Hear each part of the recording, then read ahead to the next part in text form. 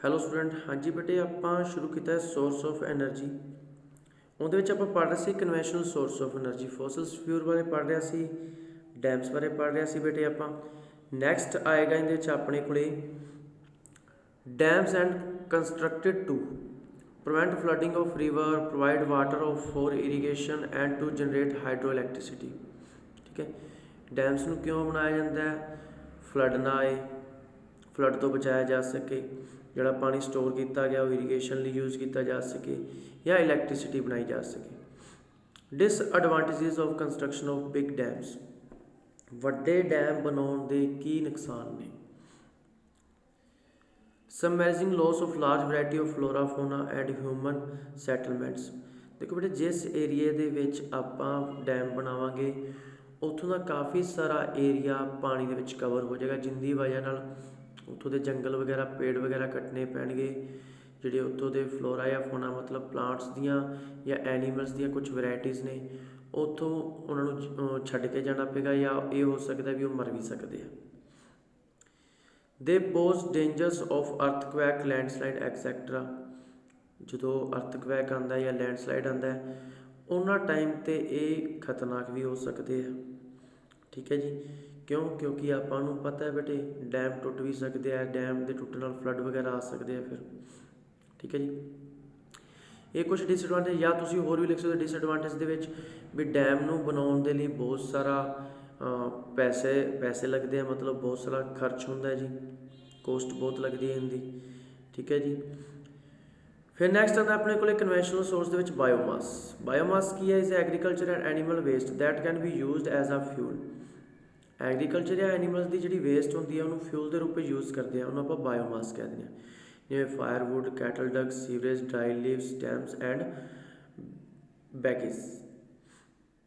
Normally biomass has low calorific value. ਜਿਹੜੀ biomass ਹੈ ਬੇਟੇ ਇਹਦੀ ਲੋ ਕਲੋਰੀਫਿਕ ਵੈਲਿਊ ਹੁੰਦੀ ਹੈ। ਲੋ ਕਲੋਰੀਫਿਕ ਵੈਲਿਊ ਮਤਲਬ ਕਾਫੀ ਸਾਰਾ ਫਿਊਲ ਜਲਾਉਣ 'ਤੇ ਵੀ ਬਹੁਤ ਘੱਟ ਐਨਰਜੀ ਦਿੰਦਾ ਹੈ। Produce a lot of smoke when they are burnt, their efficiency as a good fuel has been increased. ਠੀਕ ਹੈ, ਥਰਮੋਨਿਸਲੀ with the application of the technology. For example cow dung become efficient and cheap good fuel in the biogas plant। ठीक है जी, लो कलोरीफिक value है, इन्ना वधिया मतलब good fuel अपन नहीं मान सकते। Charcoal is a better fuel than wood. फिर जो चारकोल होंगे, ठीक है जी, वो वधिया फ्यूल मन्निया जाता वुड नालों भी। It do not contain water and other volatile material which are present in wood. क्योंकि वुड ਨੂੰ ਜਦੋਂ ਆਪਾਂ ਲਿਮਟਿਡ ਸਪਲਾਈ ਆਫ ਆਕਸੀਜਨ 'ਚ ਹੀਟ ਕਰਦੇ ਹਾਂ ਤਾਂ ਚਾਰਕੋਲ 'ਚ ਕਨਵਰਟ ਹੋ ਜਾਂਦੀ ਹੈ, ਕੋਇਲੇ ਦੇ ਵਿੱਚ। ਕੋਇਲੇ ਦੀ ਇੱਕ ਫਾਰਮ ਹੁੰਦੀ ਹੈ। Charcoal burn without smoke, flames and high calorific value. ਜਿਹੜੀ ਚਾਰਕੋਲ ਹੁੰਦੀ ਹੈ ਬੇਟੇ ਇਹ ਵੁੱਡ ਨਾਲੋਂ ਵਧੀਆ ਚੱਲਦੀ ਹੈ, ਕਿਉਂਕਿ ਕੋਈ ਵੀ ਵੋਲੇਟਾਈਲ ਮਟੀਰੀਅਲ ਨਹੀਂ ਬਚਦਾ, ਕੋਈ ਵਾਟਰ ਵੇਪਰ ਨਹੀਂ ਬਚਦਾ, ਸਿਰਫ ਜਿਹੜਾ ਫਿਊਲ ਹੀ ਬਚਦਾ ਹੈ। ਇਹਦੀ ਹਾਈ ਕਲੋਰੀਫਿਕ ਵੈਲਿਊ ਹੁੰਦੀ ਹੈ। Biogas is an excellent fuel and contains 78% of methane. It burns without smoke, leaves no acetate like ash, with high heat capacity।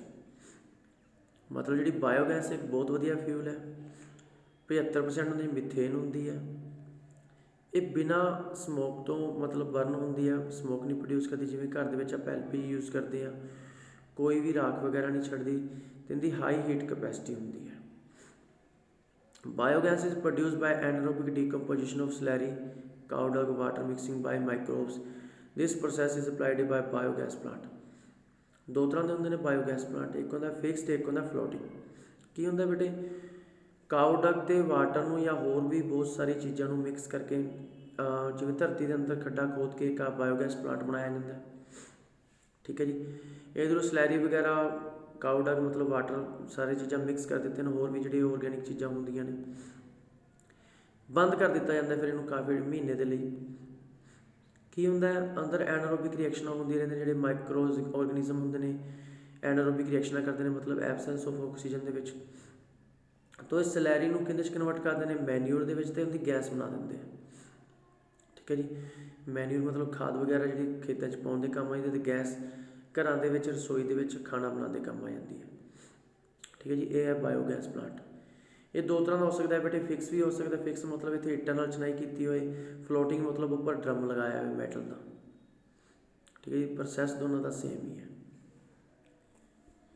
Next ਬੇਟੇ ਆਪਣੇ ਕੋਲੇ ਆ ਜਾਂਦਾ ਫਿਰ the biogas is stored in the gas tank from which they are draw through pipes for use in biogas plant. ਮਤਲਬ ਉੱਪਰ ਇੱਕ tank ਬਣਾਇਆ ਹੁੰਦਾ, ਮੈਟਲ ਦਾ ਵੀ ਹੋ ਸਕਦਾ, ਉਹਨੂੰ ਫਲੋਟਿੰਗ ਬਾਇਓਗੈਸ ਪਲਾਂਟ ਕਹਿ ਦਿੰਦੇ ਹਾਂ। ਜੇ ਆਪਾਂ ਵੈਸੇ ਹੀ ਪੱਕਾ ਇੱਟਾਂ ਦਾ ਬਣਾ ਰੱਖਿਆ ਤਾਂ ਉਹਨੂੰ ਆਪਾਂ ਫਿਕਸ ਬਾਇਓਗੈਸ ਪਲਾਂਟ ਕਹਿ ਦਿੰਦੇ ਹਾਂ।